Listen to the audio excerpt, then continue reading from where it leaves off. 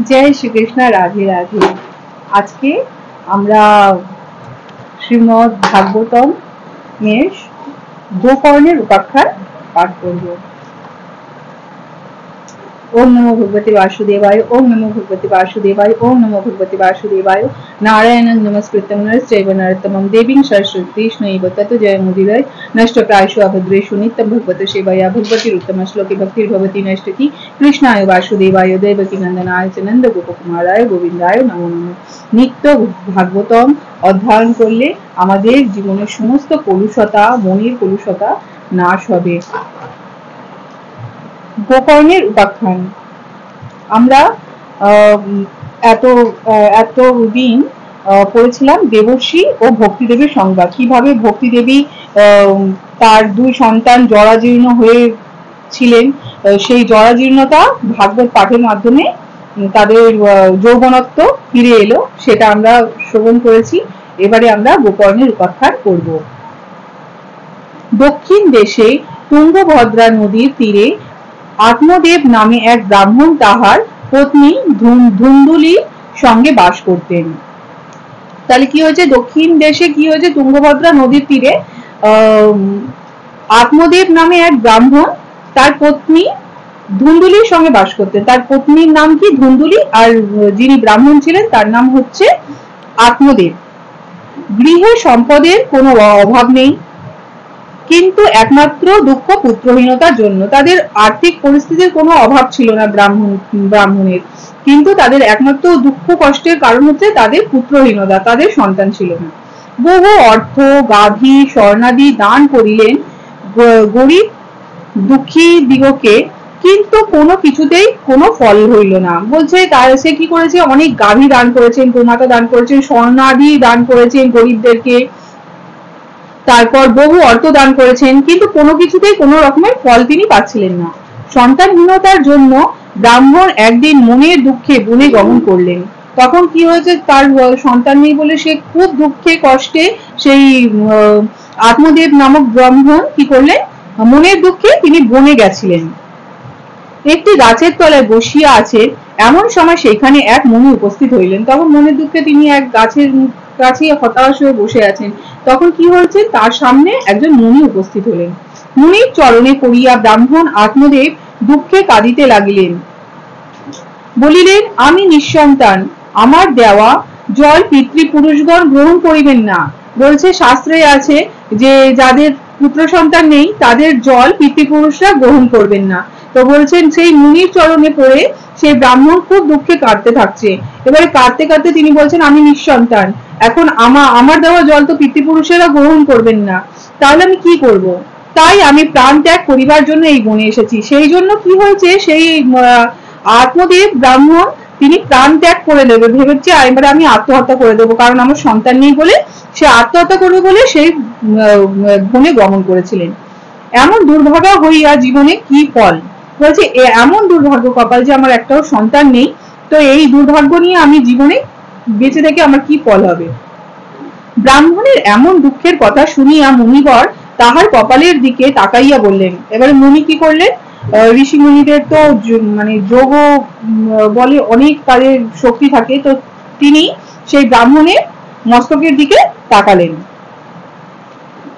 তার কপালের দিকে তাকালেন। এই জীবনে পুত্র ভাগ্য নাহিক তোমার, সেবা সোনা মন হতে করো পরিহার। বলছে এই জীবনে পুত্রের যে ভাগ্য, পুত্রের দ্বারা যে আনন্দ, সে যে সৌভাগ্য, সেটা সেই ব্রাহ্মণের ছিল না। সে বাসনা মন থেকে তাকে পরিহার করতে বলছে, বের করে দিতে বলছে। জ্ঞানের দ্বারা সংসার বাসনা ত্যাগ করো। বলছে তুমি তো ব্রাহ্মণ, তুমি জ্ঞানের দ্বারা কি করো, তোমার সংসার রূপ যে বাসনা, সেই বাসনাকে ত্যাগ করো। ইহলোকে সন্ন্যাসেই সুখ লাভ হয়। বলছে সন্ন্যাসের মাধ্যমেই তুমি যদি সন্ন্যাস ধর্ম গ্রহণ করো তাতেই তুমি সুখী হবে। তখন ব্রাহ্মণ বলিলেন, আমি কোনো কথাই শুনিতে চাই না। বলছে আমি কোনো রকমের কথা শুনতে চাই না, কোনো রকম উপদেশ আমি শুনতে চাই না। যেমন করিয়াই হোক আমাকে একটি পুত্র দান করুন। বলছে যেভাবেই হোক, যে সাধন ভজনই হোক, আপনি কোনোভাবে আমাকে একটা পুত্র দান করুন, তাহা না হইলে আমি আপনার সামনেই আত্মহত্যা করিব। বলছে যদি মানে পুত্র আমার না হয় তাহলে আমি এক্ষুনি আপনার সামনেই, সেই মুনির সামনেই বলছে আমি আত্মহত্যা করব। সন্ন্যাসী বলিলেন, না यस्य সুখম পুত্রাৎ যথা দৈবহত দমঃ অতঃ তেন যুক্তসি হঠিনম কিং বদামহম। চতুর্থ অধ্যায় 40 নম্বর শ্লোক।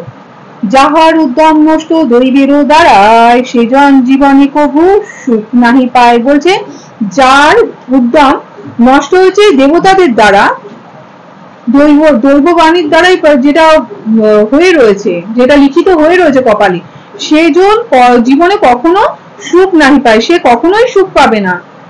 বিধি লিপির উপরে হঠকারিতা করিয়া যাইয়া রাজা চিত্রকেতুকে অশেষ কষ্টভোগ করিতে হইয়াছিল। বলছে বিধি, আমাদের যে কপালে বিধি লিখন হয়ে রয়েছে সেইটার উপরে গিয়ে হঠকারিতা করে রাজা চিত্রকেতু কি করেছিলেন, মানে হয় না যে আমার কপালে যা লেখা আছে সেটা আমি ভাগ্যটাকে পরিবর্তন করেই ছাড়বো জোর করে, তো তখন তার ফলে কি হয়েছিল, রাজা চিত্রকেতু অনেক অশেষ কষ্ট ভোগ করেছিলেন।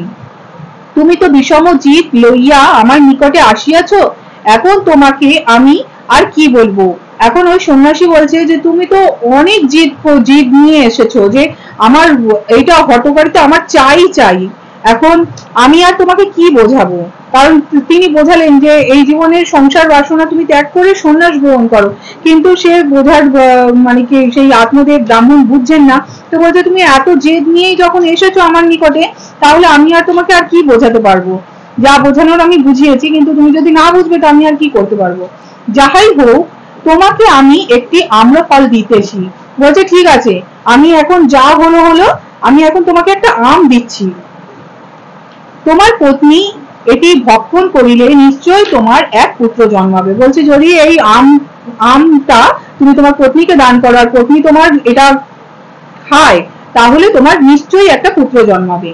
1 বৎসর পর্যন্ত তোমার পত্নী যদি সত্য শৌচ দয়া দানে রত থাকে, তাহা হইলে তোমার সেই পুত্র নির্মল স্বভাবী ও জ্ঞানী হইবে।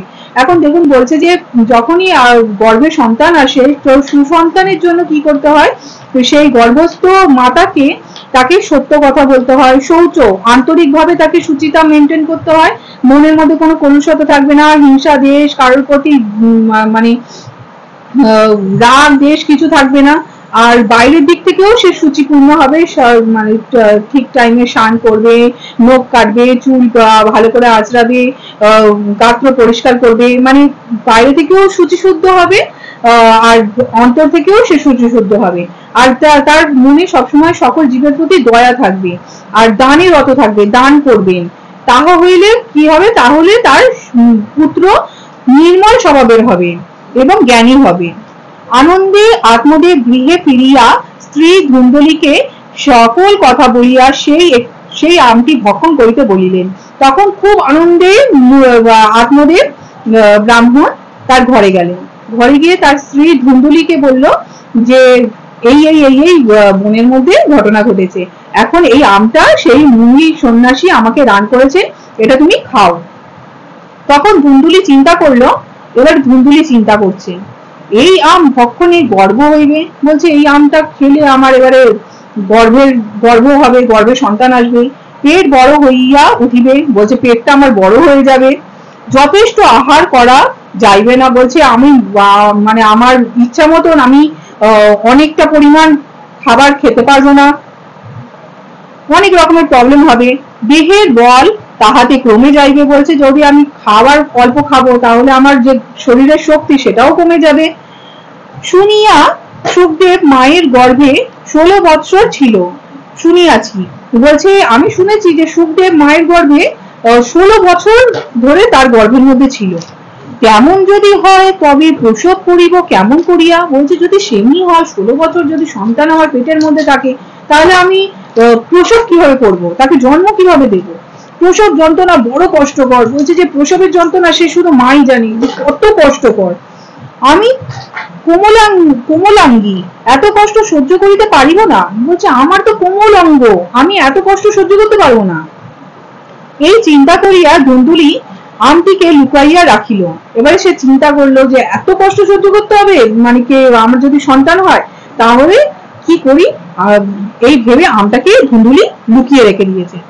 পরে একদিন সে তাহার এক দরিদ্র ভগ্নীকে সকল কথা বলিল। এবারে একদিন কি হলো, পরে একদিন তার বোন এসছে, তো তার বোন আসতে তাকে, সে দরিদ্র ছিল খুব, তাকে এই সব কথা সে বলল। তখন ভগ্নী বলিল তোমার কোনো চিন্তা নাই, বলছে তার বোন বলছে তুমি কোনো চিন্তা করো না, আমি এখন গর্ভবতী, বলছে এখন আমি গর্ভবতী আছে, আমার যখন সন্তান হইবে, যখন আমার সন্তান প্রসব হয়ে যাবে, তখন সেই সন্তান আমি তোমাকে দিয়ে দেবো। বলছে সে তো খুব দরিদ্র, সে বলছে যে আমার যখন সন্তানটা, আমি তো গর্ভবতী আছি, এখন আমার সন্তান হয়ে গেলে আমি সেই সন্তানটা তোমাকে দিয়ে দেবো, তুমি কোনো চিন্তা করো না, ততদিন তুমি গর্ভবতীর মতন আপনার গৃহে করো সুখেতে যাপন। বলছে ততদিন তুমি কি করবে, গর্ভবতী হওয়ার অভিনয় করো আর নিজের ঘরের মধ্যে সুখেতে দিন যাপন করো। আমার স্বামীকে যদি তুমি কিছু অর্থ দাও, বলছে এবারে বলছে যে যদি তুমি কিছু অর্থ দাও আমার স্বামীকে, তাহলে আমি নিত্য নিত্য আসিয়া সেই পুত্রকে স্তন পান করাইয়া বড় করিয়া তুলিব। বলছে তুমি আমার স্বামীকে কিছু অর্থ দাও, তারপরে আমার যখন সন্তান হবে আমি তো তোমাকে দিয়ে দেবো, আর আমি কি করব, মাঝে মাঝেই এসে সেই পুত্রকে আমি আমার দুগ্ধ পান করিয়ে যাব, পান করিয়ে তাকে বড় করে তুলব। আর তোমার ঘরে একটা বাজা বন্ধা গাই গাভী রহিয়াছে, সেই আমটি তাহাকে খাইয়া দাও, তাহার একটা বাছুর হয় তো হোক। বলছে আর তোমার ঘরে একটা তো বন্ধা গাভী মাতা আছে, সেই গাভী মাতাকে বরঞ্চ, তার তো কোনো সন্তান নেই, তাকে বরঞ্চ সেই আমটা খাইয়ে দাও, সেই আমটা খেয়ে নিলে কি হবে, তার একটা তো বাছুর হোক। এই ভেবে তার বোন তাকে সেই উপদেশ দিল। ভগ্নীর কথা শুনিয়া ধুন্দুলি তাহাই করিল। এবারে তার বোনের কথা শুনে ধুন্দুলি সেই কাজটাই করলো। কিছুদিন পরে তাহার ভগ্নী একটি পুত্র সন্তান প্রসব করিয়া রাত্রিকালে ধুন্দুলিকে গোপনে দিয়া দিল। এবারে কিছুদিন পরে কি হলো, তার মানে ভগ্নীর এবারে পুত্র সন্তান হলো। এবারে প্রসব হয়ে যাওয়ার পরে রাত্রের সময় সে ধুন্দুলিকে গোপনে গিয়ে তার সন্তানটাকে দিয়ে এলো। পরদিন সকালে ধুন্দুলি তাহার স্বামীকে জানাইল তাহার পুত্র জন্মের কথা। এবারে পরের দিন ধুন্দুলি তার স্বামীকে, আত্মদেব ব্রাহ্মণকে জানালো যে মানে তার সন্তান হয়েছে, পুত্র সন্তান হয়েছে। আত্মদেবের আনন্দের আর ধরে না, সে আনন্দে আত্মদেব একদম উৎফুল্ল হয়ে উঠেছে।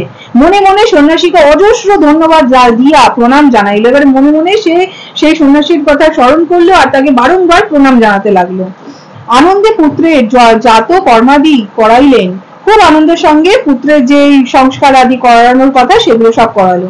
দিন দুঃখী জনকে বহু ধন দান করিলেন, যারা দিন দুঃখী তাদেরকে বহু ধন দান করলেন।